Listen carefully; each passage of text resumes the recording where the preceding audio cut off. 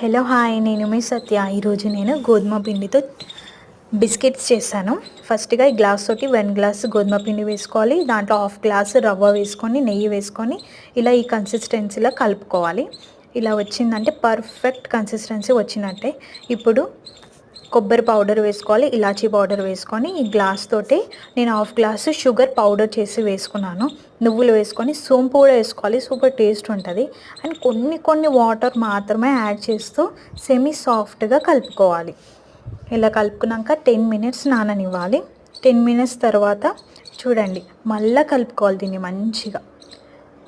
మంచిగా కలుపుకొని నేను 2 పార్ట్స్గా డివైడ్ చేసి తీసుకున్నాను. నేను మొత్తం తీసుకొని కూడా మీరు చపాతీ లాగా కూడా తాల్చి గ్లాస్తో రౌండ్ షేప్స్తో కట్ చేసుకోవచ్చు. బట్ నేను ఈ షేప్ చేద్దామని ఇలా తీసుకున్నాను.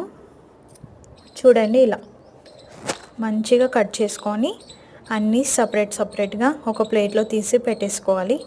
ఆయిల్ హీట్ అయ్యాక మీడియం ఫ్లేమ్ మాత్రమే ఉండాలి, హై ఫ్లేమ్లో మాత్రం అస్సలు ఉండొద్దు. మీడియం ఫ్లేమ్లోనే మంచిగా కాలనివ్వాలి. అంతే, బిస్కెట్స్ రెడీ. మా పాపకైతే చాలా నచ్చేసాయి. పిల్లలు ఉంటే అన్నీ నేర్చుకోవాలి కదా. నేను ఫస్ట్ టైం చేశాను పిల్లల గురించి. మీరు కూడా ట్రై చేయండి, చాలా సూపర్ టేస్ట్ వచ్చాయి ఇవి. Please like and share, subscribe to my channel.